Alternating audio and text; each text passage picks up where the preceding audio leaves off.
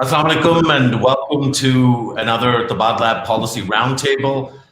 This is, I believe, our 12th or 13th. Indeed, it is our 14th. And it's been a rough couple of weeks for anybody that has any kind of connection or love for megacities anywhere, but particularly for Karachi. The last couple of weeks saw unprecedented rains in terms of volume. And what those rains resulted in was unprecedented agony and anger, and also discussion about the future of this very, very large city. We're lucky to have been joined today by a group of people who understand urban life, both macro and micro, from a variety of vantage points. I'm honored and pleased that we have Madhvi Mazhar with us. Madhvi is both a design thinker, an architect, and somebody that understands how Karachi and cities like Karachi operate in terms of the engineering of the city and how it's structured. We're lucky to have Nazish Brohi with us. Nazish is, this is her, I think, Nazish, you're the first person to appear more than once on a policy roundtable that we've hosted. I think that's just a reflection of how much we value your input. Nazish is an anthropologist, a social scientist, and a researcher, and I'm delighted to have her with us. We're joined by Dr. Erum Haider.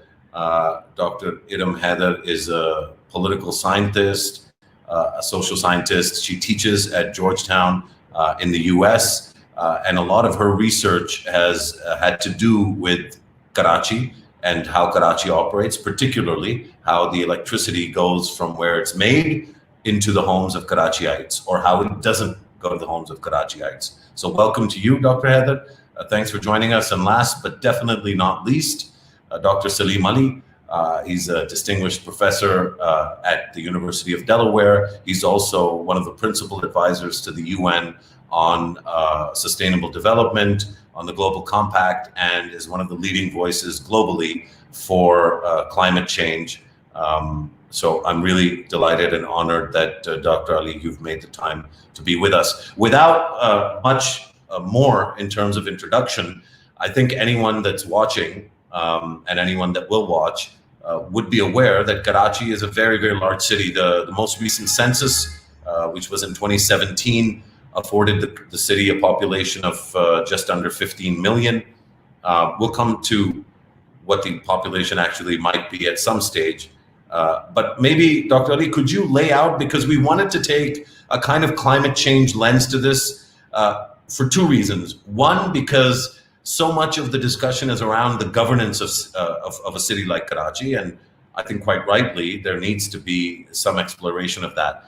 But even in the best governed cities and countries and towns and villages on the planet, what we saw in terms of the quantum of flooding is not something that's entirely avoidable, is one thesis. Is that a valid thesis? And how does climate change writ large affect the megacities of the world, particularly with respect to the example of Karachi? Dr. Ali. Thank you very much, Musharraf. A pleasure to connect with all of you.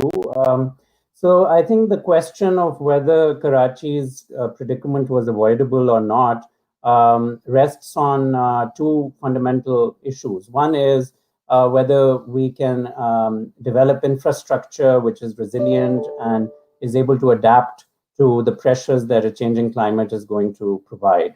And then the second is, even if that infrastructure is deployed, can we also have enough environmental education that the inhabitants of the city can avail of that infrastructure in the most optimal way?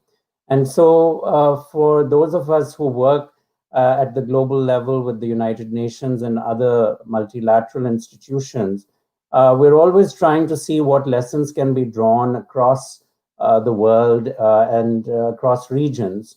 And in that regard, I wanted to share a couple of slides which may help to provide context for the conversation.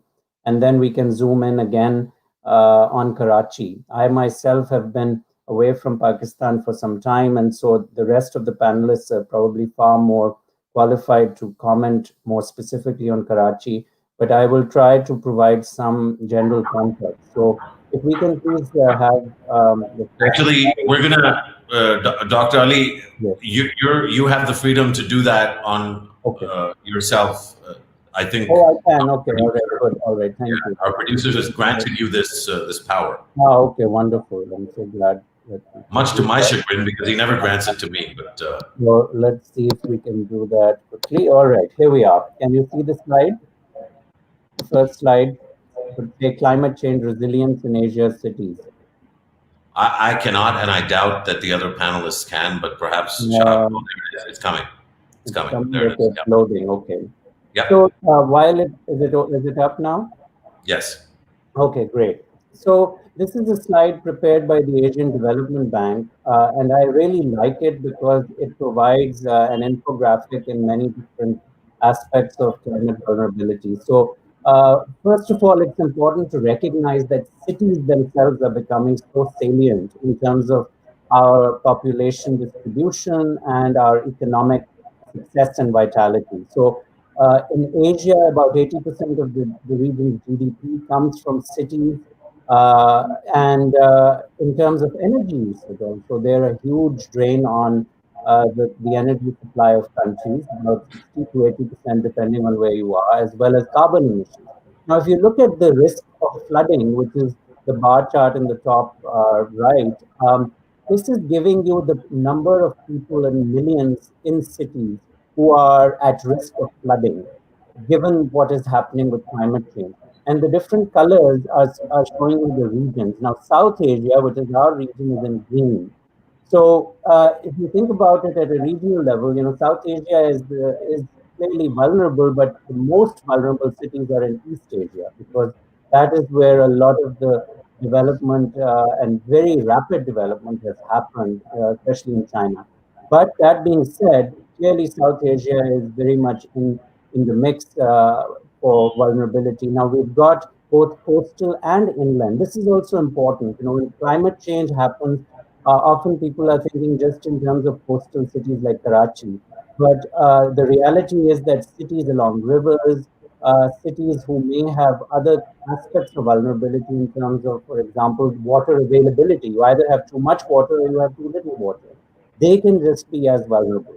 So it's important for us to multitask and not get our eyes off the ball, right? So, and then the second slide I wanted to quickly share is specifically highlighting Karachi as one of the cities. This was prepared by a consulting firm in the UK called Maplecroft, and they do risk analysis in different ways.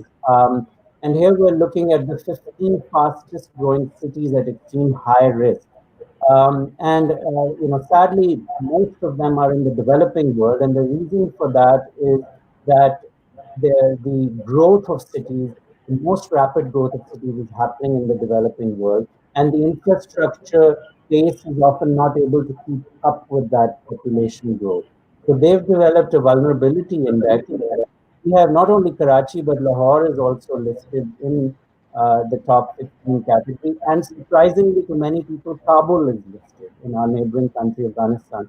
And that is because of the extreme variation and the lack of infrastructure. So when you do a vulnerability index, you have to look at both aspects in terms of the ability of the city to cope. And that's one of the reasons why, for example, cities in Europe like Amsterdam, where most of the city is essentially below sea level, but the Dutch have developed the infrastructure through a long history of living with the, um, the kind of environment they have, that they are able to adapt much better in that regard. So in Karachi, that's the question which we will have to ask, as well as in Lahore and other vulnerable areas, whether we will be able to adapt that infrastructure.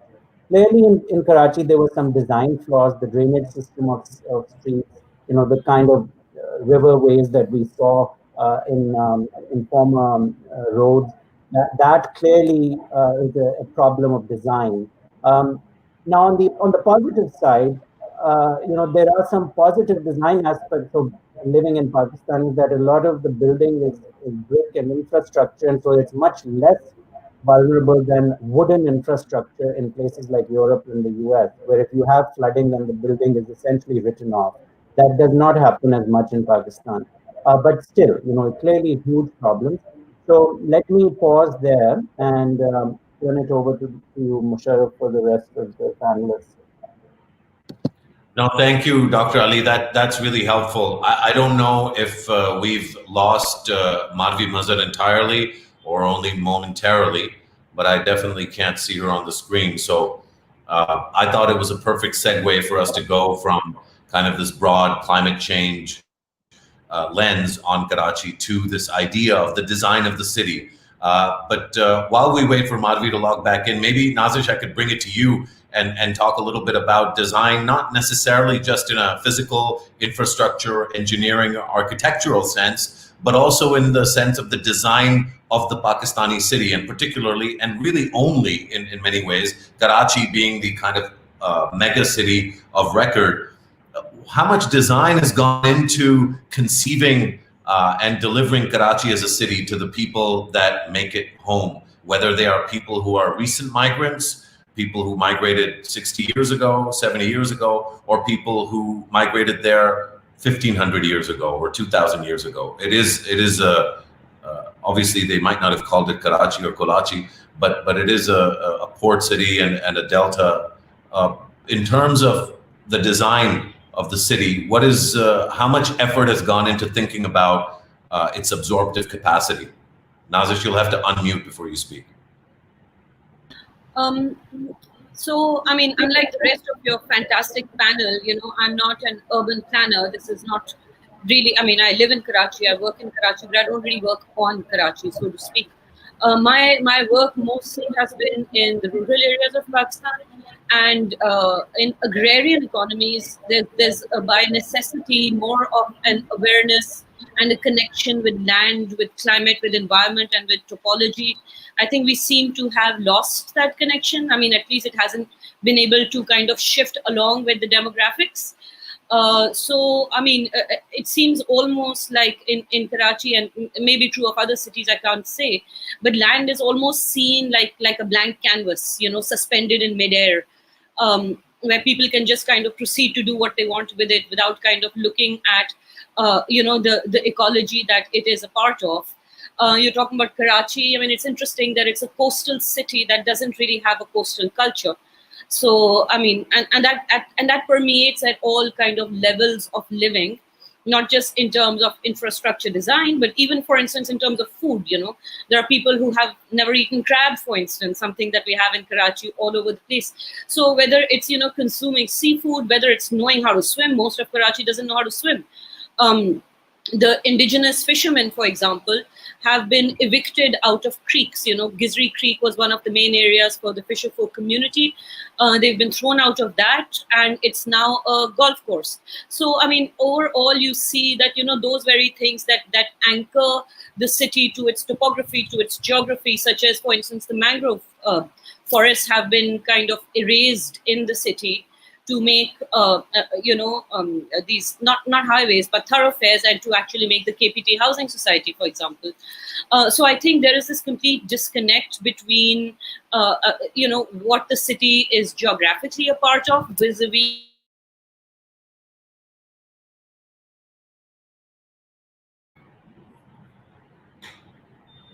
Nazish, I've lost your sound suddenly. Yeah. Yes, you're back. Can I just jump in?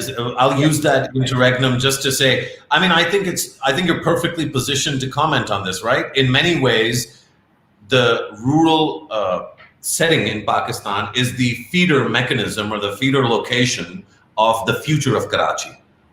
Most of the growth in Karachi over the last 2 decades in particular has been rural to urban migration. And a lot of what affects those migration patterns is also rooted in climate change. Yes. I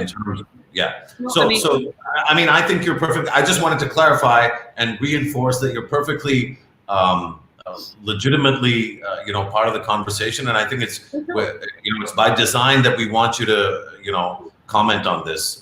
Please go ahead. Okay, so the floods of Sindh in 2010 did, of course, impact Sindh as a whole and Karachi as a city also in terms of migration patterns.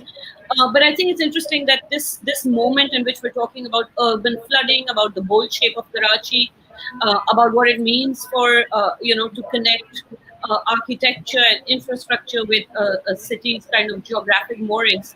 So I think it's an interesting paradox that the moment that we realize the importance of geography is also interestingly a moment where geography is almost irrelevant in terms of climate change. So now that we understand what the problems with Karachi's demography vis-a-vis its ecology is also the moment that you actually now can no longer do anything about it. I believe it's also called the butterfly effect. So, glacial melts in Skardu or in Kashmir now directly impact, let's say, the floodways coming down all the way to, downstream into lower riparian or in Sindh. So, you have a man-made lake, Manchar Lake, that's completely dead now because of particular design flaws in the left bank outfall drain across Sindh. Again, that impacts Karachi.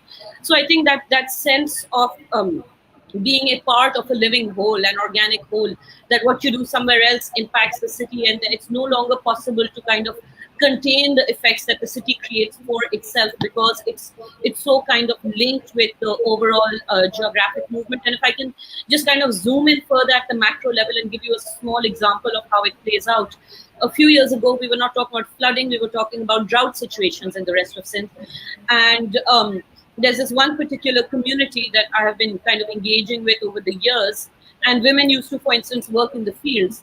And over the years, I've seen that women no longer, not only don't work, but they've taken to seclusion and veiling themselves. They now do the parda. And when I spoke with them as to what caused this shift in a completely different context, what it came out to was there's no river, there's no water in the river in Indus. Hence, there's no agriculture for them. The women worked in the fields. So the water has dried up. The land is lying fallow. So the owners of the land have set up brick kilns. And they've set up brick kilns. Now these people don't know how to make brick kilns. So the labor has come in from South Punjab to make the brick kilns. So suddenly this community where women were able to work, now suddenly they've moved indoors for respectability because they don't know who these people are. They don't want to go out. So my point is, water dries up and women go into parda. And that's a kind of bizarre sense of series of connections to make. But that's, I think, what we don't really have a sense of is what does this climate change even mean? It's not just about, annual floodings.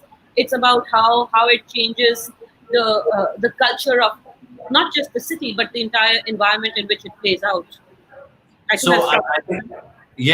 think you set it up in a fascinating way, and again, we're having trouble with Madhvi's connection, but whenever she joins, we'll bring her up to speed. I think as a Karachiite, at least at heart, I haven't lived there since the late 1990s, but I suppose in many ways I consider myself, I have a personal bond with the city. I owe the beginning of my career and I think my existence in this country, given that, both families, my moms and dads migrated to this country. It holds a very special place. And so there's this natural empathy that one has, and listening to Dr. Ali and to you, Nazish, it seems that, there's this upper riparian tragedy, let's call it, right? The glaciers melt, and then there's kind of a less upper, but still upper riparian tragedy of, maybe the Bhil women or others in rural Sindh who are, or non-Karachi Sindh, who are suffering the downstream effects of, the glaciers melting, which then is having a downstream effect on Karachi. And the question I was going to ask Madhvi, but, I'll pose it to you, Dr. Haider, in a slightly different context, is no matter how well designed Karachi was it ever going to be able to handle the flow of humanity, hunger, thirst, and water, but sadly all sort of distinguished and misaligned with each other, coming through it? And so the thesis would be that, of course, there is no degree of design that can contend with the natural and unnatural sort of, convergences.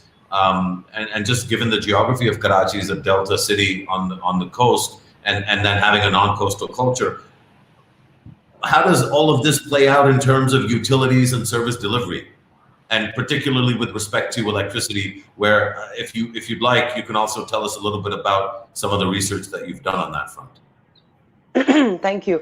पहले तो मेरी आवाज आ रही है, Musharraf? Yeah, loud and clear. Okay. So I really want to dig into this question. आप कैसे कह सकते हैं कि जितनी भी अच्छी कोई चीज डिजाइन हो, it can't overcome challenges. हम डिजाइन इसीलिए करते हैं ताकि it can overcome challenges, right? So I think there's a bit of lack of imagination, maybe not on any of our parts as individuals, but हम अगर एक historic arc से देखें कराची को, अगर हमें पता है कि हमारी limited water supplies हैं, अगर हमें पता है कि हम fresh water sources पर dependent हैं, अगर हमें पता है कि 1947 से लेकर आज तक यहाँ population आ रही है for economic prosperity, that the same people who are making policies sitting either in the municipal government or in the provincial government or then in the federal government, इन सब के ही constituents उन्होंने ही खुद आके यहाँ settle किए हैं, right? So जब Sindhi migrants आते हैं Sindh से, for example, as Miss Nazish was saying, या तो Pashtun migrants आते हैं, या even the prosperity of the Urdu speaking over here, these are not disconnected events. ये किसी ने इन चीज में कोई शामिल था, और ये खासतौर पे ये पॉलिटिकल प्रोसेसेस में एक शामिल थे, और अगर वही लोग बैठ के डिसीजंस बना रहे हैं कि कराची को किस तरह डिवॉल्व किया जा सकता है, यानी किसकी डेवोल्यूशन कैसे की जा सकती है, या केएमसी के इख्तियारात में क्या चीजें आती हैं, इन्होंने ही डिसीजंस बनाई हैं, तो हम कह सकते हैं कि ठीक है क्लाइमेट चेंज आ रहा है और इसके लिए बहुत सारे जो अच्छे प्रॉस्परस जो यूरोप के शहर हैं या यूनाइटेड स्टेट्स के भी शहर हैं, इनमें भी सैलाब आता है. But the fact is that there is somebody who had some kind of vision of what the city needs to do to survive for the next 20 years or 40 years. The problem is with Karachi is that कि हमने एक बहुत ही short term नजर से इस चीज को देखा है, हमने देखा है कि कहाँ हमारा फायदा है, एंड नॉट जस्ट जो मैं पॉलिटिकल पार्टीज के बारे में बात कर रही हूँ, पीपीपी के बारे में बात कर रही हूँ, एमकेएम के बारे में बात कर रही हूँ, मगर जो यहाँ के डीएचएस के the people who run the DHS, the people who run the cantonments, right, जो आर्मी है, जो इनकी जो हमारी एलीट है, जो जिसमें मैं भी शामिल हूँ, मेरी फैमिली भी शामिल है, right. So all of us who have a connection to Karachi in some ways are its most prosperous citizens, right? And we made conscious decisions to disinvest from the political processes, to disinvest from the participatory processes, right? कि when was the last time कि मैंने जाके किसी PMC के बंदे से कहा कि मेरे यहाँ सड़क साफ करो? Of course not. I live in DHE in Clifton, and so I have, by design, dissociated myself from the processes that make Karachi livable.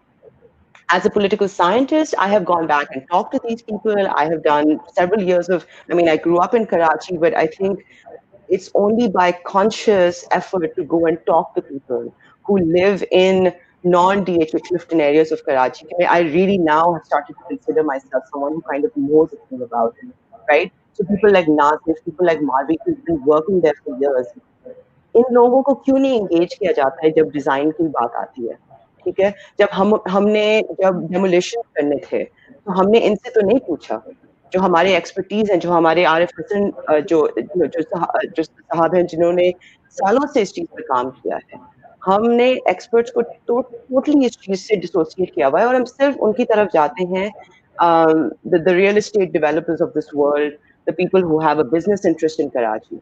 So I would just disagree with this point that we could have never overcome this by design. I think एक fatalist view है, and I think अगर हमारे पास एक rich cultural heritage है, हमारे पास एक बहुत ही educated middle और upper middle class है जो इन चीजों में दिलचस्पी भी ले सकती है, I think we need to sort of reimagine what is possible for Karachi. मेरा अपना काम electric पर है, but broadly speaking, it is on the service delivery of electricity and water in Karachi. और जहाँ तक कि मैंने देखा है कि ये जो privatization of electricity हुई है, that has happened in the same way that anything else in Karachi has happened. कि जो elite हैं, जो afford कर सकते हैं, जो industries हैं, उनके लिए हम एक separate निज़ाम करेंगे, और जो मिडिल क्लास है, लोअर मिडिल क्लास है, लो क्लास है, वर्किंग क्लास है, उसके लिए हम completely एक separate set of regulations and rules होंगे. यानी कि मैं अगर अपने बिल टाइम पर भर लूँ और मेरे बाकी जो नेबर्स हैं वो टाइम पर बिल भर रहे हैं, तो मेरे इलाके में बहुत अच्छी बिजली आती है, 24 घंटा बिजली आती है. अब जाके एलीट इलाकों में 7-7 घंटे, 6-6 घंटे जा रही है, जिसकी वजह से ये शोर हो रहा है, right? But this was something that since privatization, middle class and working class people were dealing with. कि even if ذاती तौर पे आप अपना बिल भर लें, because the people around you are not paying their bills or incapable of paying their bills because they're too high, you're going to be collectively punished, right? And this collective punishment is designed, right? So I really want to think more about this design term. It's like you're designing these things into the system. You're disincentivizing people. You're segregating the city. आप एक tiered system बना रहे हैं जहां अगर आपके पास पैसे हैं आप इस चीज को afford कर सकते हैं. You can pay off real estate developers. You can buy land in DHA. You can buy private tankers, private electricity, private water, whatever you want, right? और अगर आप उस क्लास या उस तबके में नहीं हैं तो फिर आपको पब्लिक सिस्टम पर डिपेंड करना पड़ता है. And to take the middle class and the elite out of the public system is a surefire way to make sure it never works.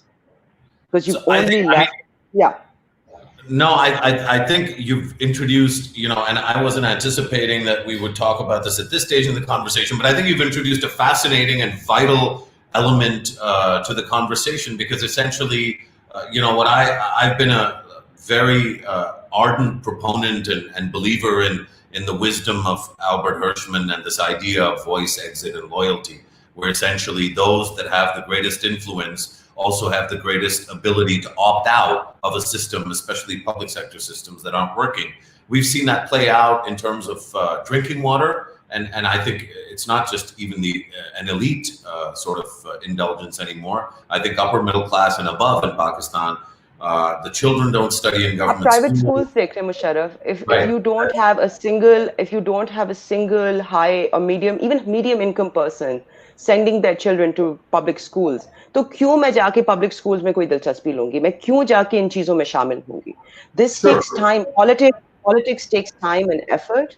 And I contend that जो कराची की elite अवाम है, उन्होंने अपने आप को सियासत से निकाल दिया है until such a time कि उनकी ही सड़कों से पानी गुजरता है.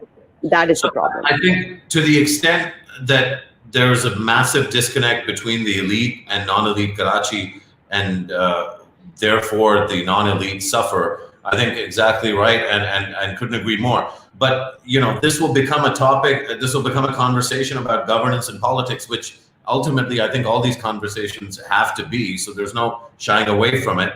Before we jump into that, and before I challenge what you just said a little more, because I think the MQM was not, at least at its, in its origin, did not have elite character. It certainly adopted that later on.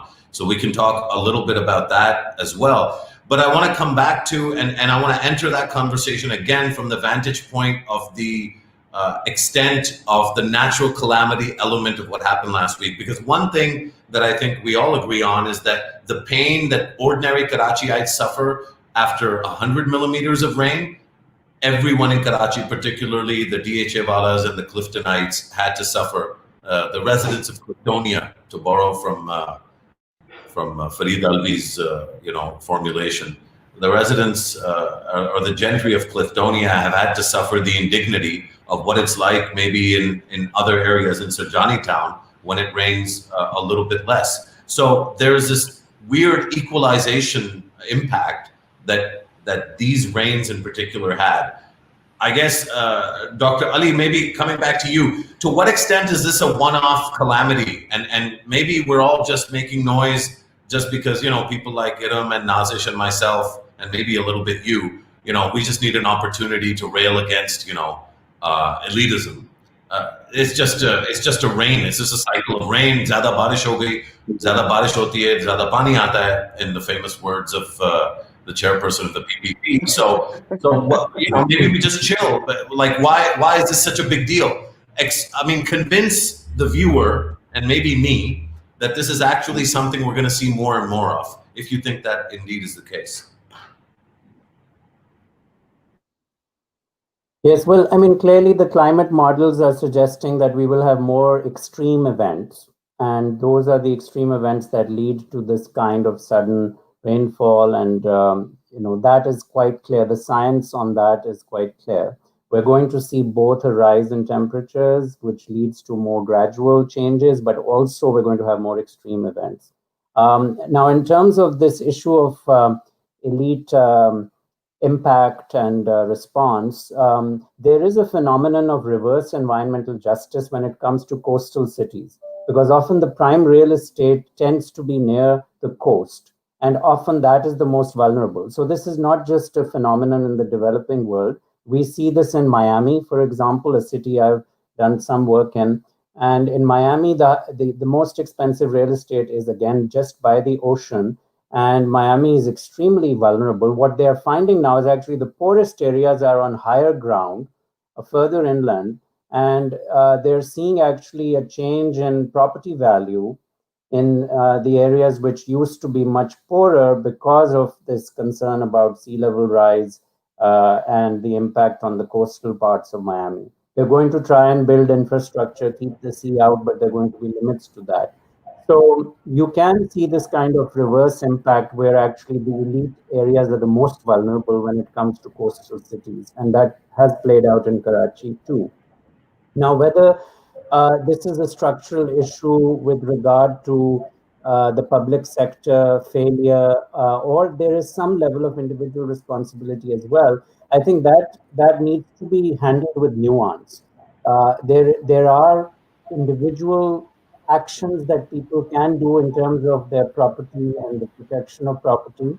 There are also collective efforts. So, for example, one of the things which we are doing at the United Nations with regard to climate adaptation is parametric insurance for developing countries. Parametric insurance is a kind of specific insurance that only focuses on extreme events. So it can only be triggered at a certain threshold when you have these kind of calamities. And so the premiums are accordingly such that people can actually afford it rather than health insurance and other forms of incremental insurance. So those are areas where we do need also more engagement from the international community. I should say that compared to other cities in Asia, Karachi is still probably a bit better off. If I compare Karachi to Jakarta, which is another city I have done work in Indonesia, Karachi is quantum leap better off than Jakarta because Jakarta's physiography is such that it is completely going to be uninhabitable within a few decades. In fact, they are moving the capital to another part of Indonesia within the next 15 years.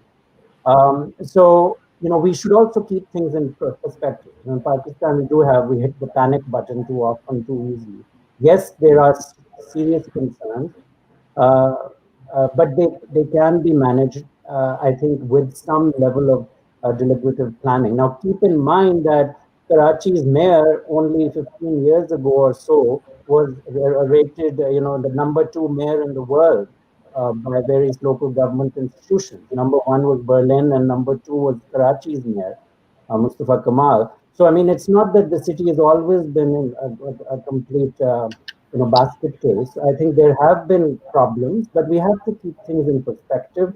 Of course, there were issues then too, but considering the complexity of a mega city, by some measures, Karachi is the world's single largest local government jurisdiction. I mean, that is an enormous burden for any community. Sure, I'm sort of prone myself to a little bit more panic than what you've expressed about Karachi.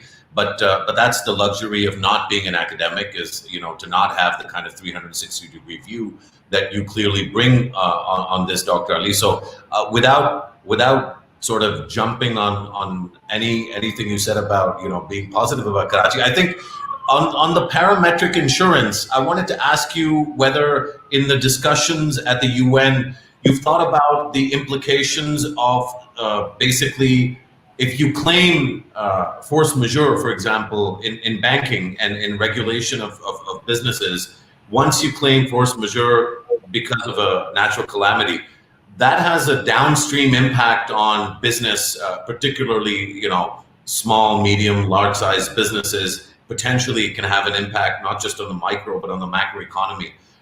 What does it mean to instigate the idea of call in for parametric insurance?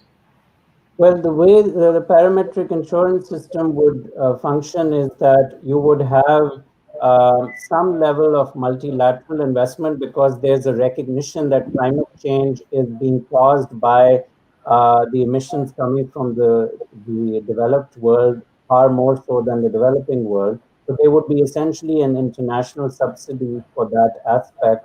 And then also businesses are going to be involved, and they would be able to actually use this as a way to hedge their risks.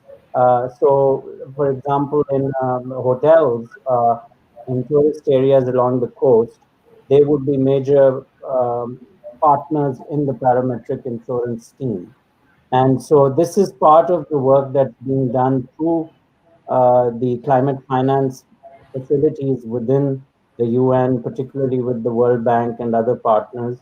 And it's relatively new. They're focusing first on small island developing states, which rely a lot on tourism and are likely to be affected the most, like Fiji and Vanuatu and the Cook Islands and other places like that. But it may well be just as functional for larger locations and cities too. And so that's how it would be able to not have the same kind of impact as the banking analogy provided. Great, Dr. Ali. Nazish, when I hear all of this, of course, again, as somebody who's partial to Karachi, that's really exciting that potentially, once you do have a functional municipality, which I think eventually we will in Karachi, I think getting there is we're going to go there kicking and screaming.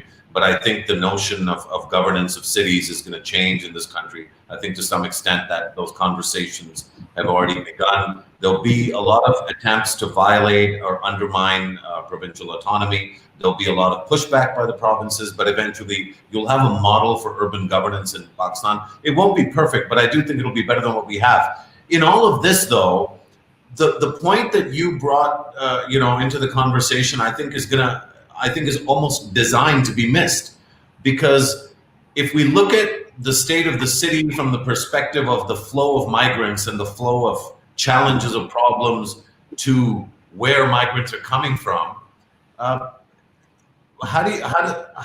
would people that you've worked with in rural areas feel about insurance, something like parametric insurance for a city like Karachi, without addressing kind of maybe a more fundamental root cause, which is the impact of climate change on their communities? Like, I'm just wondering about whether we might be too imaginative if we were to posit that the political and governance challenges that a city like Karachi faces have an origin, and without addressing those origins, that includes climate change, but it also includes the impact of climate change on rural communities, then we can't really begin to start solving the challenges of urban communities like Karachi.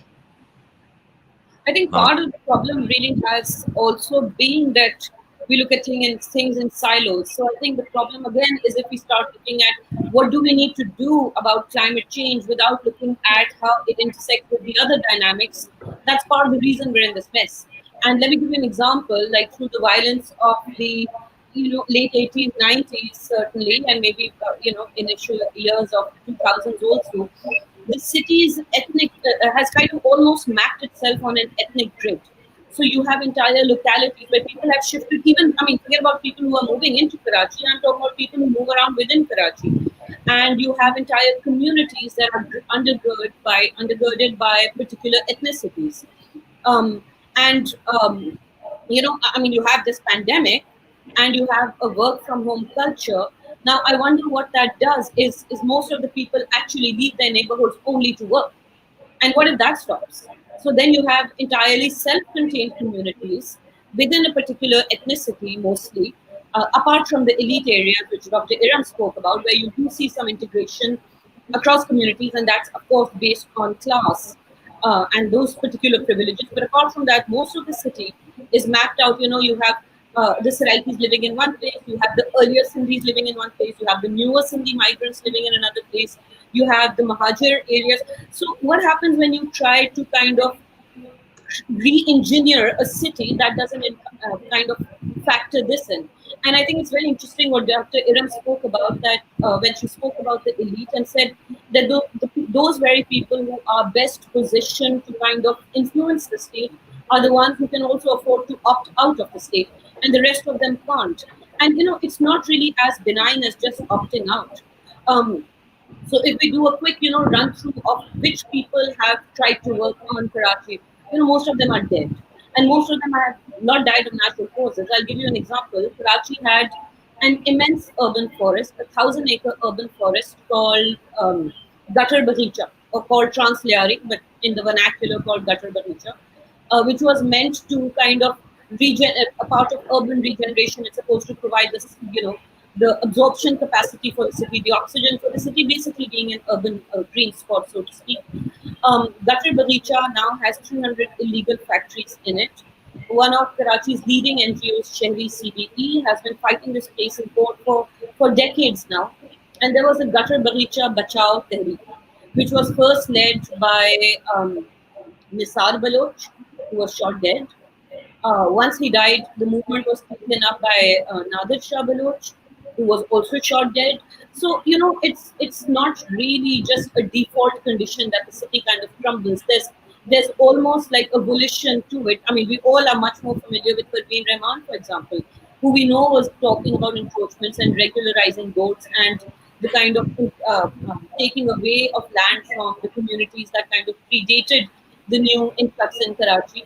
So the way the land was taken away from there, Parveen was killed. The oldest communities in Karachi, who I talked about earlier, the fisher folk, for example, was led by a very dynamic man called Said Baloch, who was disappeared for years. He was a missing person for years. And he's a man who was kind of responsible for saving hundreds of lives through the floods of 2010, when he was even commanding naval boats, because nobody kind of knew the topography of Sindh the way the fishermen did. And look what happened with him. I can't even look at him anymore because I really don't have the guts to. I don't know what to say to him. So, I mean, I'm just saying that this is how the people who do try to address these challenges are kind of neutralized in these strange ways. The people who are not neutralized, for instance, Dr. Erum spoke about Arif Asad, who are brought in very occasionally to kind of comment once the mess has already been made. Acha, ab ye ho gaya, ab hum kya kare? And then again, like he says, तो नाजिश, मैं आपको यही पूछना चाह रही थी कि आपने बिल्कुल सही बात कही, and I can't think of how many times Parveen Rahman की याद आई है this week, and so many people have brought her up on Twitter. I think it's also worth thinking कि ठीक है, जिन्होंने काम किया है, they are either killed or sidelined, मगर ये कल कौन रहा है, right? Let's put the bell on the cat, right? ये हम किसको whose responsibility is this? Is it, for example, Dr. Ali, मैं आपकी बात पर थोड़ा सा वो इख्तिलाफ लूंगी कि जो हमारे second best mayor in the world थे, बहुत सारी ये चीजें उनके ही regime में थी, right? So even when I talk about the involvement in political parties, it is not simply कि उनकी हाँ में हाँ मिलाना. It means to take an interest, an active interest, and also to hold them accountable, right? And if our entire engagement with them as somewhat educated, upper class people, जिनकी बदकिस्मती से हमारे कराची पर ही तवज्जो रहता है, not in building businesses or factories, but if we are going to be given these options कि अगर आप आगे बढ़े इस चीज में, तो आपको या तो मार दिया जाएगा या तो आपको sideline किया जाएगा. There's got to be a third way, right? And that third way, unfortunately, is to go toe to toe with the parties and say that, okay, so you are clearly stakeholders in this city, as am I.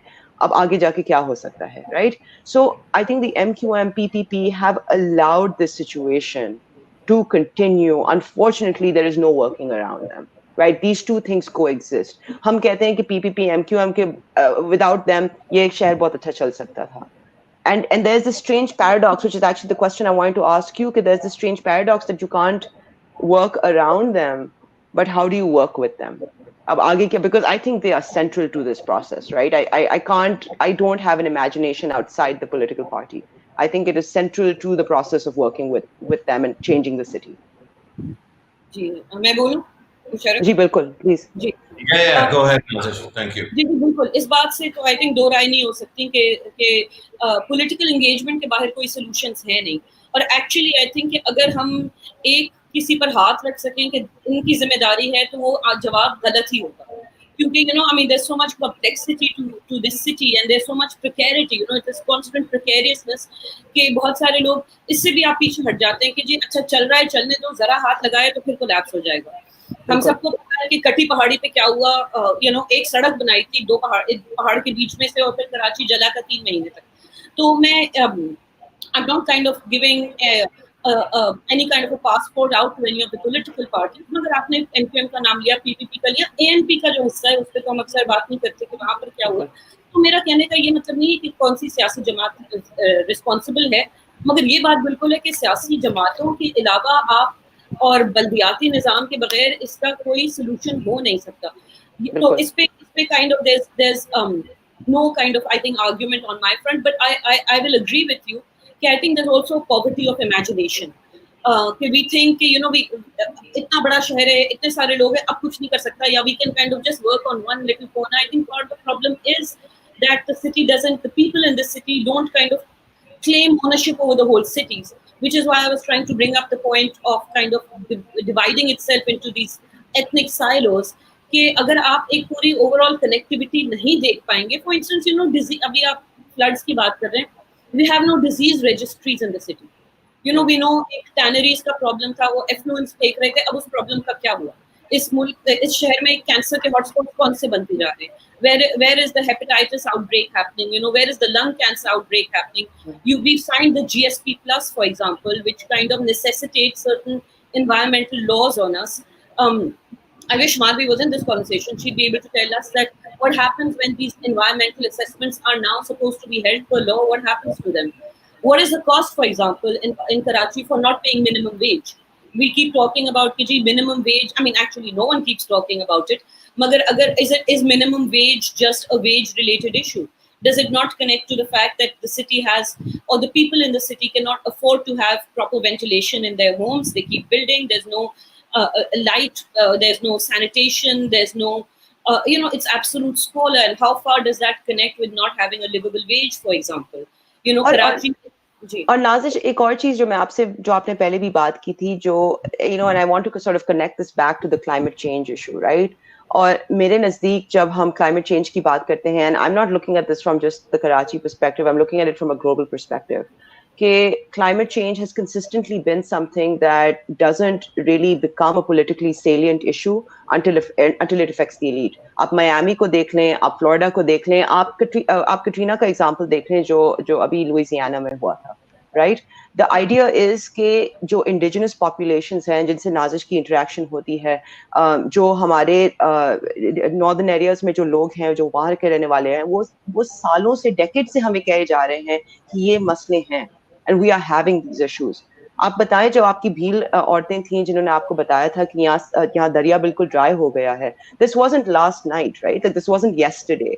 ये बहुत ही पहले की बात है, मगर इन voices को और इनकी जो राय है, इनको सीरियसली नहीं लिया जाता क्योंकि वो एक्सपर्टीज में नहीं आती। और मेरा आगे जाके यही, I think if you go towards policy, वो ये है कि it has to be a participatory policy. It can't just include voices like mine, जो अब आके इन चीजों को देख रहे हैं from a scientific, rational point of view. It has to include indigenous voices. It has to include the concerns of people who may not be part of this large economic system, but nevertheless have really valuable things to say about climate change, which have been historically ignored. So maybe to take this to Dr. Ali, I couldn't agree with you more, Erum. We do need a participatory construction of not just policy itself, but even our assessment or our metrics for how we assess what is happening, including, you know, in this conversation, unfortunately, Madhvi has been affected by climate change. There's a storm where she is right now, and her internet access has been knocked out.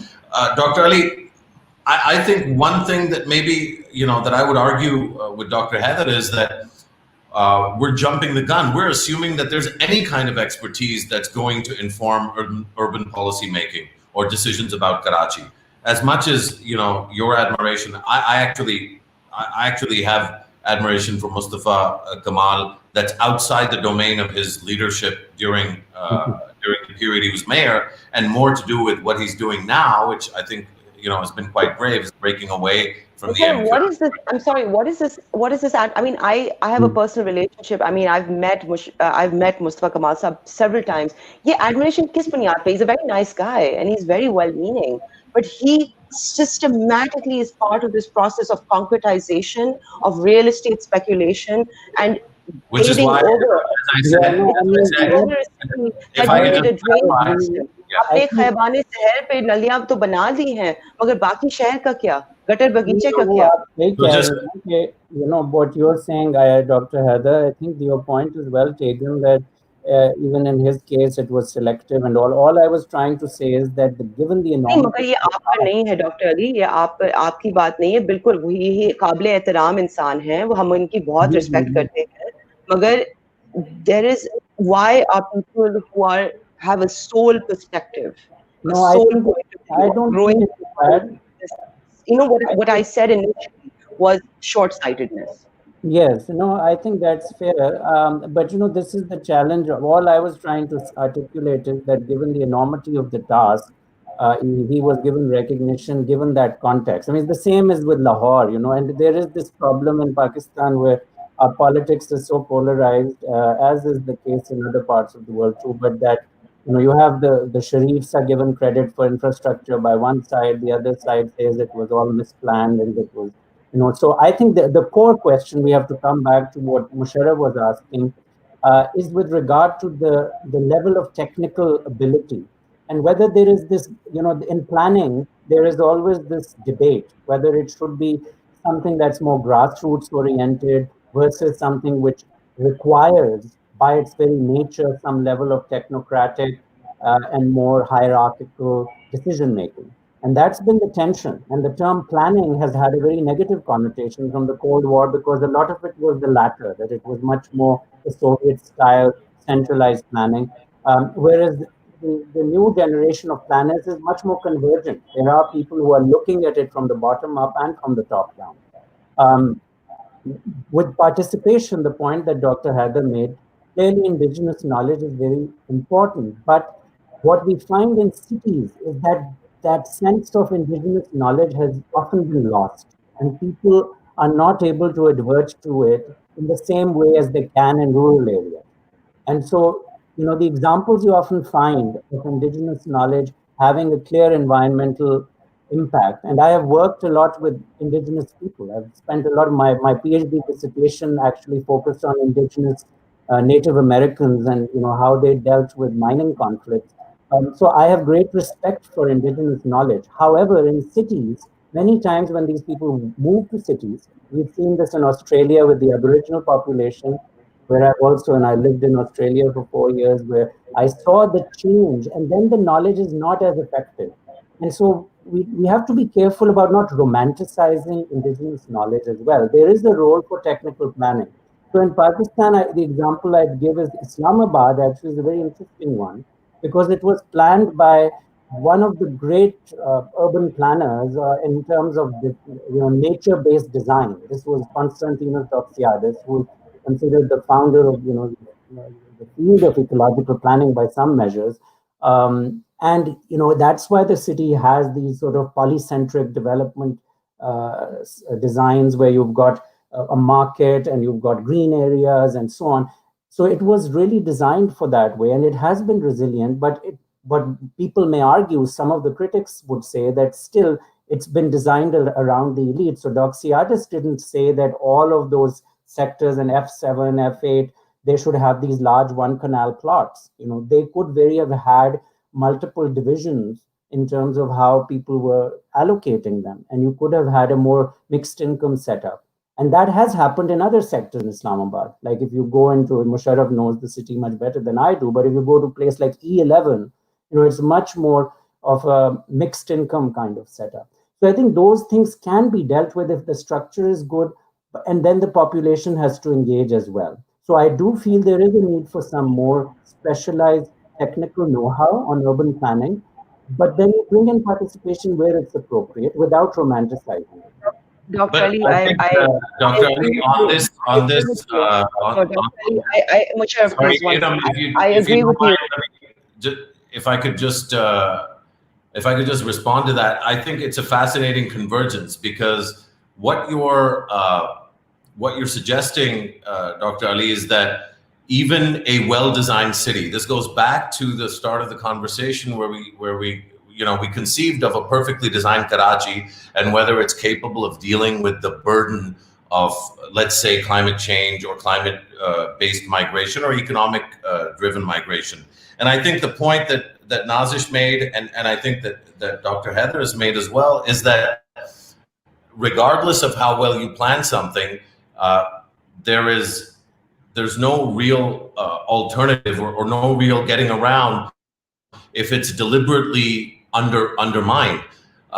The Islamabad example is a really good one. So unless we address the elite capture that Dr. Haider has talked about, what is the way forward? Erum, do you have a sense of how we would attempt to address this elite capture? Because from what I'm hearing from Dr. Ali, regardless of whether it's Karachi or Islamabad, if you don't have the governance instruments to deal with the size of a city and the challenges the city faces, you're going to end up with what we saw in Karachi last week. So let's take this to its logical conclusion, right? So let's say that there was a city that was designed a particular way. Karachi is several, we don't even know. So let's say several millennia old. It has a human settlement now for many, many sort of generations, pre-colonial. It has this natural sort of reservoir that we are all drawing water from. It has a natural coast. It has mangroves. It is actually an intensely designed city for human inhabitation for hundreds of years. And within a period of 70, we have stripped it, right? We have strip mined the mangroves. We have strip mined the beaches. We have reclaimed part of it. Let's say there was somebody who intervened. Let's say there was someone like Parveen Rahman who came around and said, maybe this is something we shouldn't be doing.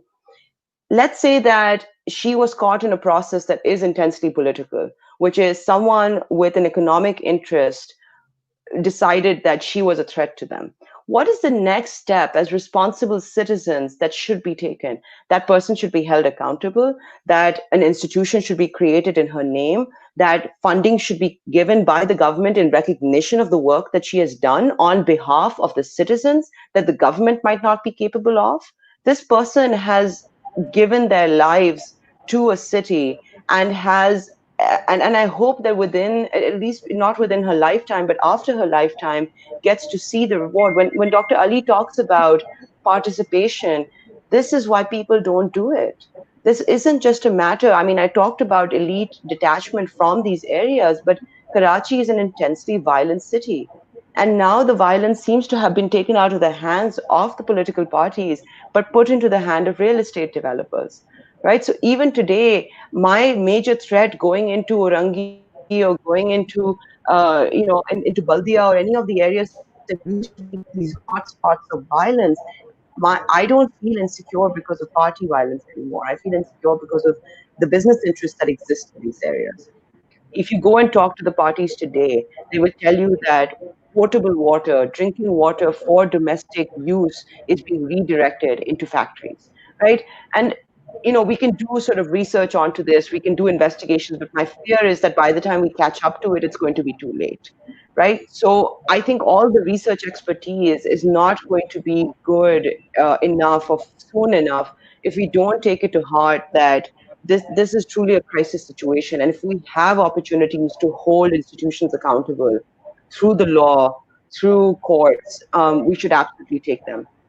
And I think my only point with sort of the indigenous sort of knowledge in the city is that you'll be surprised at how much there is in Sindh and Karachi that still sort of people have carved out for themselves. And I think we need to take that knowledge very seriously. My only point was we need to work with the people who are trying to work with communities. There's, urban planners do have a role, but I think it is very short-sighted to think that people who do not have direct knowledge with community building, who are activists, who are social workers, don't have a seat at the table as well. I think that's going to land us in the same place we are right now. Yeah, and I think we've been in that cycle. I think it's really useful, Nazish, what you did in terms of recanting the history of Sherry and the assassinations of the leaders that you mentioned. And in the public imagination, when we think about Karachi, Parveen Rahman, I think particularly because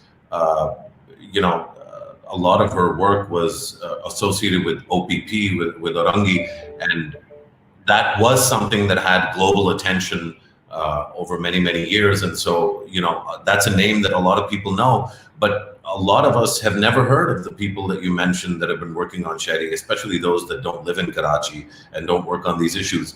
I think going to what Erum has said, if you keep having these instances of individuals getting killed, and of course, don't forget Karachi is also the drop scene for the murder of people like Naqibullah Masood, which is less interesting from a policy perspective because of who Naqibullah Masood was, but more interesting because of who his alleged murderer was. And we all know the degree to which that case has been pursued. I guess the question is, we talked earlier about design, and sadly, I think in many ways, a lot of the technical or technocratic discussion around climate change in Karachi really has to be subsumed or compacted into a formula for governance that somehow creates a magic pill that solves these issues. So many Karachiites consider Karachi to be a haven from the lawlessness, so to speak, of what is called, I think, pejoratively almost, interior sin. Nazish, isn't what Dr. Haider has described and what really we're talking about and what the Sherry folks have gone through, doesn't that indicate a degree of lawlessness in this great big urban refuge called Karachi? You're muted, so you'll have to unmute yourself. Yeah, I'm not really sure what you're asking me. Are you asking about the lawlessness of Karachi? If that is what you're asking me, I think that's fairly well established. There was, we've had a Let me clarify what I'm asking. I want to hear what you have to say, but just to clarify what I'm asking, there's this assumption that Karachi is this grand, urban refuge from the lawlessness, and there's a particular context that I'm talking about, which I hope you'll address when folks refer to the idea of the interior sin. But there's an interior Karachi, which is all of Karachi. And again, I think this flooding has indicated that that Thatta and Badin and DHA and Clifton are really no different topographically from a climate change perspective, but clearly from this discussion, from the memory of Parveen Rahman and the work of Sherry, also sociologically. I'm keen for you to challenge that if you think it's incorrect. Well, I think the single biggest kind of point of departure is that the DHA is run by the defense, right? It's a defense housing authority. It's run directly or indirectly through the CBC, through the armed forces of Pakistan. So it carries a special kind of privilege, so to speak, for it. Whereas Badin, Sujawal, Thatta cannot claim any such kind of prominence or any such kind of privilege. Having said that, I think this idea of interior Sindh, which bothers very, very many Sindhis, they take it, it's a sore point. I think it also comes from not just demographic shifts, right? Every metropolitan sees demographic shifts, but I think it was also the suddenness of what happened in 1947 or post 47. For instance, Arif Saab has this interesting calculus that the population of Karachi, I think if I could be saying it wrong, but I think his figures were that the population of Karachi increased 2,000% in 5 years. Now, I can't think of any place in the world that could kind of adjust with almost a seismic event like that. So that's led to. I don't really want to get into. If you want to talk about ethnicity, I think it has to be a separate program in itself. It can't just be, something you say on the side and kind of move on to other things. But having said that, the idea of Karachi as a refuge is extremely, of course, misplaced, as I think we all know, because the kind of lawlessness Karachi has seen, I doubt other parts of Sindh have seen. But when the operation was, for instance, done starting 2013, 14, whatever the recent one was, the only way it could be a success is because it was extended to the rest of Sindh also. The dacoit issue, so on and so forth. So, I kind of agreed that a city the size of Karachi does need a more nuanced, city-specific approach that deals with it. Every metropolitan that I know of, at least, has dedicated agencies that kind of work that.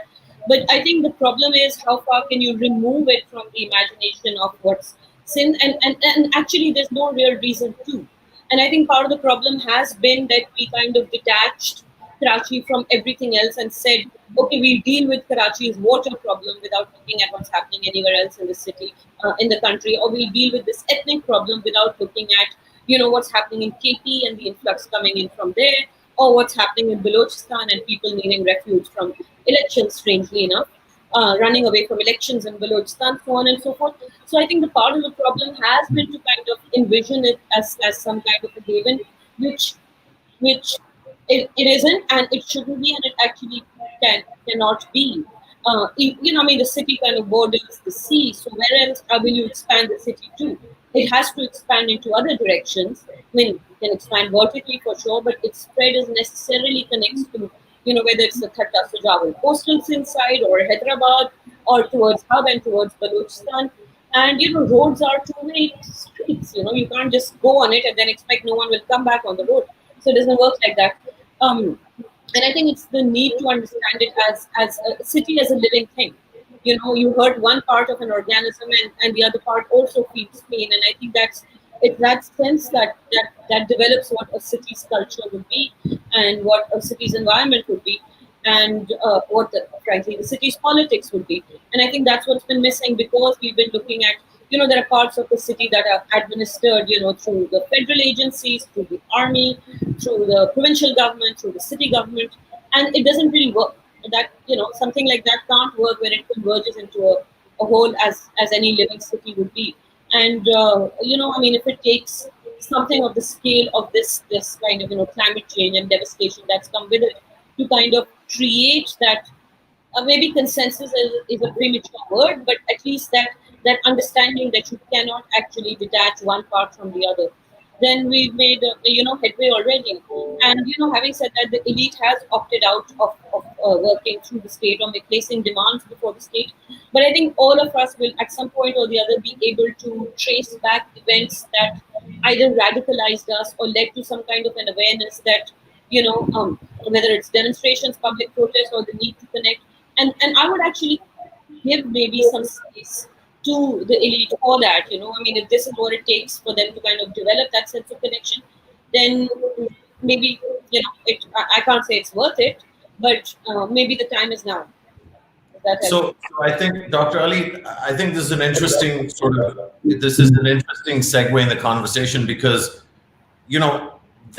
what I'm hearing are two sort of unique things that are distinct but obviously connected. The first is that clearly Karachi is part of a wider ecosystem. And I think that's a point that a lot of us try to make politically, but I think Nazish has made it from a sociological standpoint and a human standpoint, which I think is brilliant.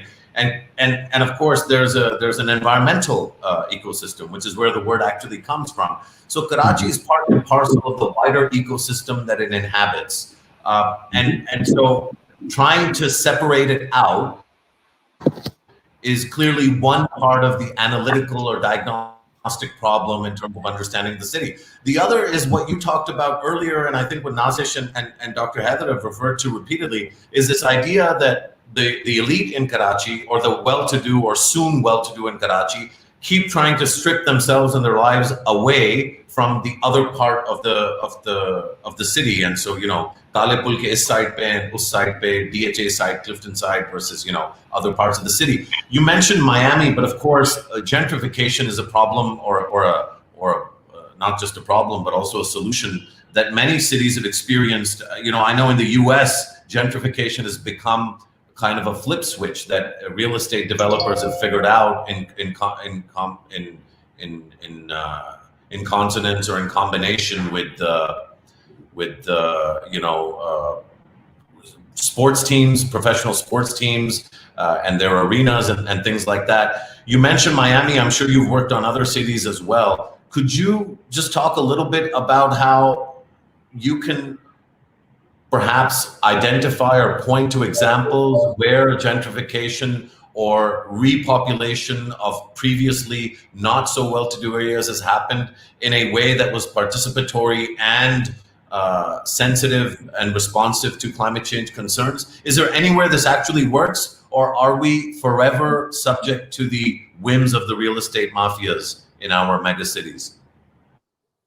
Yes, well, there are some good examples, but they all require very deliberate zoning regulations and enforcement of mixed income housing. And so, for example, Curitiba, Brazil, has been long celebrated as one of the cities that has been able to create a very livable environment. And Brazil is a country which has very high inequality, as I'm sure you well know. And the largest cities of Brazil are very concerning. Sao Paulo and Rio particularly, very high levels of urban crime and highly segmented populations. But Curitiba, which is in the state of Paraná in Brazil, has done pretty well. It's a city of a few million people. So there are others as well in terms of how, when you redevelop cities, there are examples where if there's been, for example, post-industrial flight of city cores, when you redevelop them, you build housing in a way, first of all, that is attractive for the elite, but it's also, there is land set aside for lower income populations as well. And then you have to have very good law enforcement to make sure that everyone feels comfortable. So you have, we've seen that actually in Boston, Massachusetts is one example of that, where some parts of Boston, which decayed after the industrial areas were depopulated and there was a lot of urban crime in the 60s, 70s, and the city rebuilt those areas with very clear planning towards making sure that there was mixed use housing, as well as ability to have that interface between nature and people, having parks, and then good law enforcement. But cities go through cycles. There are times when there can be a major calamity and that can create problems for cities, and then they have to rebound. We've seen that with New York. So, in the case of the developing world, I think the biggest challenge is what Ms. Brohi highlighted, is the rapid pace of rural-urban migration. So, to be able to institute such policies when you have such a rapid growth rate is very daunting. And that requires, in some cases, making sure that you manage that migration much more carefully. But if there isn't that capacity, then you end up with squatter settlements. You see this happening time and again, where those informal settlements then become a source of anxiety for the elite, and then that leads to other kinds of phenomena of suburbanization. So there needs to be this constant push and pull. There was this view in urban planning that Charles Lindblom famously called the science of muddling through, which he wrote an article which is a classic in planning. For those of the students who are listening to this, perhaps may read it. And in his view was that you could have this kind of increment, you just muddle through things. And as populations rise, you have this kind of an organic process by which communities and great activists like Parveen Rahman and all are able to coordinate. However, if the pace is so rapid, often you are not able to muddle through. Then you really need that much more clear intervention, which is able to manage that demographic change. I guess, Dr. Haider, the worry here that I think any reasonable person would have is that if we still have Dr. Haider with us. We do. There she is. Fantastic. So the worry here is that, the risk of muddling through is perpetuation of more of the same, given that elite incentives to behave the way they have behaved are not about to change, especially with the rule of law being what it is, and at least the degree of lawlessness. I think there's been a change in the nature of lawlessness, certainly, but Karachi still, I don't think anybody would declare Karachi a safe place for somebody like Parveen Rahman. And maybe that's why we can't name replacements for the dearly departed Parveen. But what is the? I mean, I want to get your reaction to the idea of muddling through, because given elite incentives the way they are, and given what we've seen of the degree to which there's been any kind of recompense or justice for Parveen Rahman, how do you design interventions that can, without being totally unrealistic or completely radical, that can actually affect better outcomes for a city like Karachi? I just want to, I want to thank Dr. Ali and Nazish for such I've learned so much, and I think I really can't say much more than what they've already said. I think what Dr. Ali is alluding to is what urban planners might call muddling through, behavioral economists might just call incentives. Right? So it's really hard to break people's incentives. So anything you design, and I leave the actual bricks and mortar design to the urban planners, but the institutional design, the design of people, has to take into account the incentives they have. And what Ms. Brohi, what Nazish said is that the incentives in Karachi are political, are economic, and you have to integrate those two into a local body system, the Baldiyat. Right? A strong local body system that governs not just part of Karachi, but all of Karachi, and then within it can have representation from each of these districts. What we cannot have is a multi-tiered, fragmented, layered system where in order to get one road, for one pipe or one feeder, electric feeder to be laid, you have 3 different agencies who are involved, several different sort of people who you need to talk to. I believe, for example, the drainage cleaning has now been happening or been in the process for many, many years. I'm no fan of taking loans and debt to do this, but for better or for worse, the World Bank is supporting this project of cleaning out the drainage system. It's just been stuck, right? And you wonder, this good, who would oppose cleaning out a drainage system? But each of these processes, whether it is trash collection, whether it is drainage systems, whether it is cleaning out a sewer, have really important economic money interest behind them. It costs, you're going to pay someone to clean that drainage system. Who you pay fundamentally affects whose constituents you are engaging with. It fundamentally affects whose labor. KMC has a very strong hold on, the political parties have a very strong hold in labor unions in the KMC. You can't circumvent them. You have to be aware of the people who you're working with.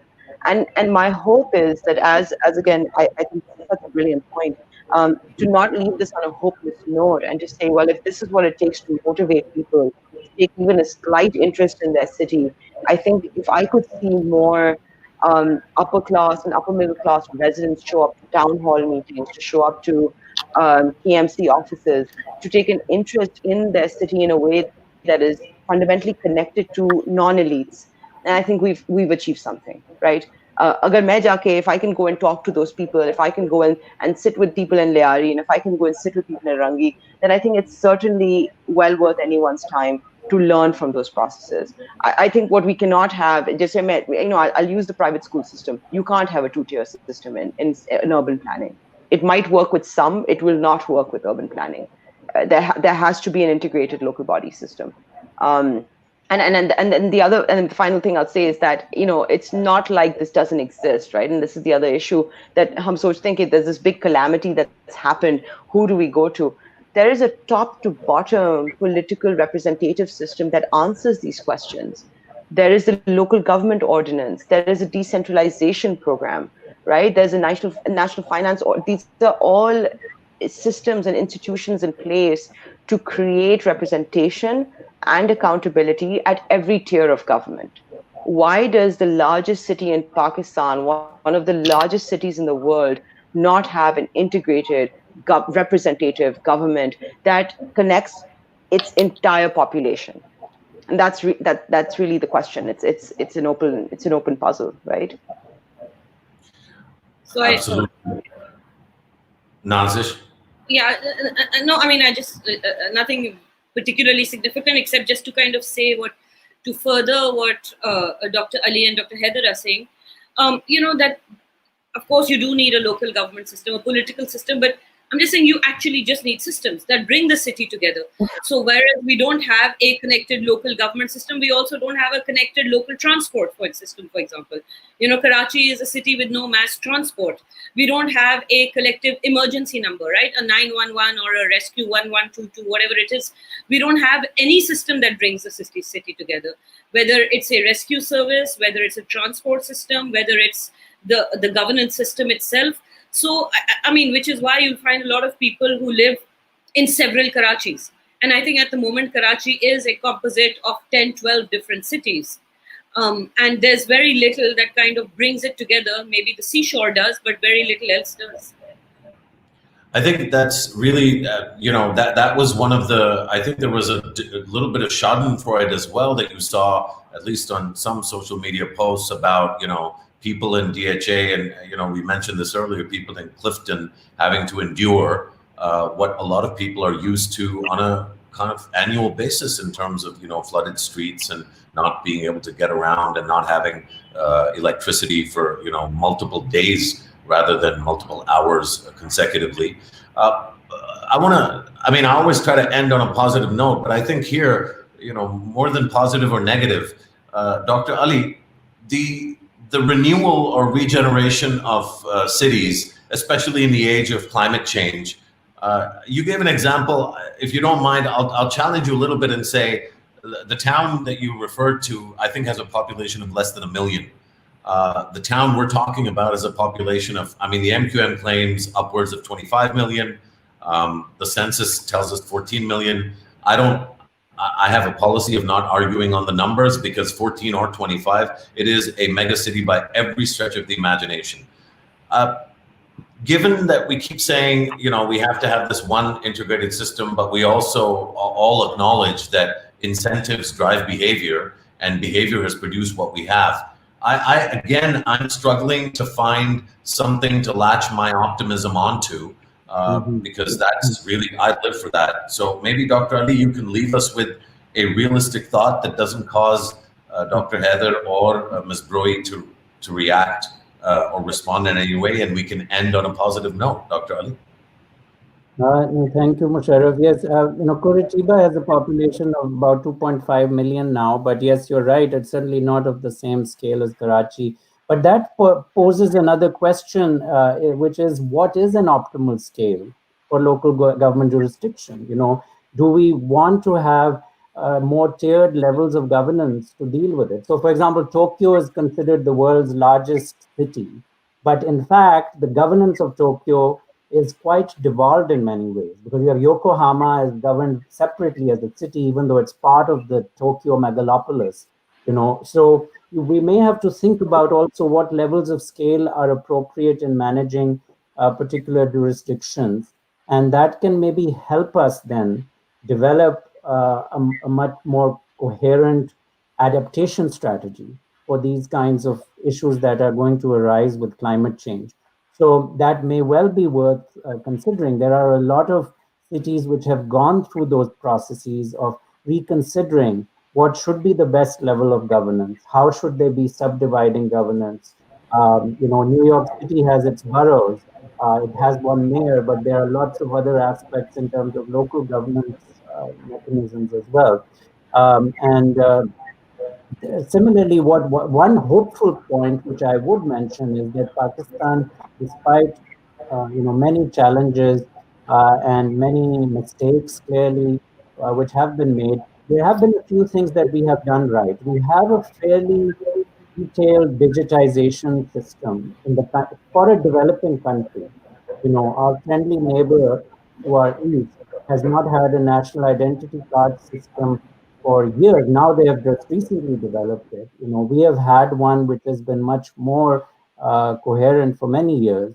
And so we have also had a considerable experience also in terms of using digital technologies effectively.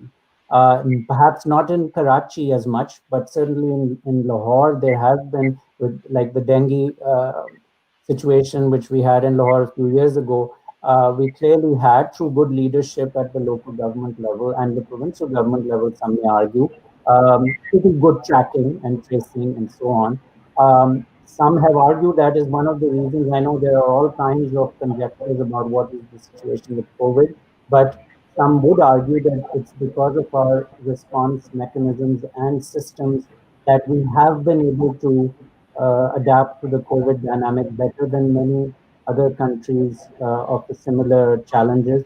So I think our cities are definitely growing too fast. We need to be worried about that pace. But we have some hopeful signs in terms of our ability as citizens through effective use of both social capital, which is what Dr. Haider's point is very important. We cannot be technological determinists either. The convergence of social capital with effective smart technology, I think, can be a beacon of hope for Pakistan.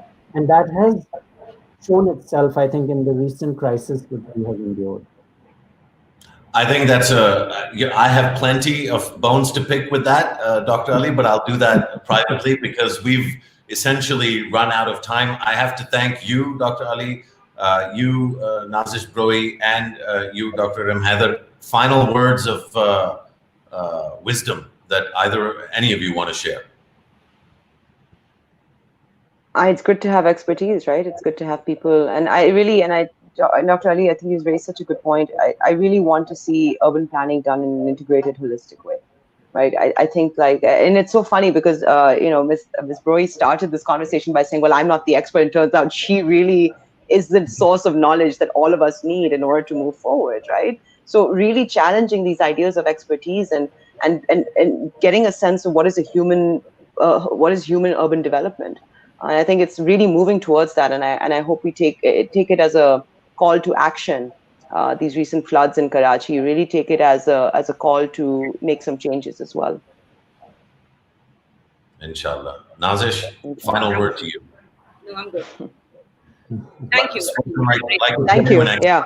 Thank you so much. Thanks to all of you for making time. I really, truly benefited from this. I hope the viewers did as well. Given that we've surprisingly consumed almost the full complement of 90 minutes. Unfortunately, we won't have time to get to some of the questions, but we'll definitely reconvene a conversation about Karachi and indeed other cities in this country and in the region very shortly. Dr. Haider, Dr. Ali, Ms. Brohi, thank you all three, and thanks to the viewers for tuning in.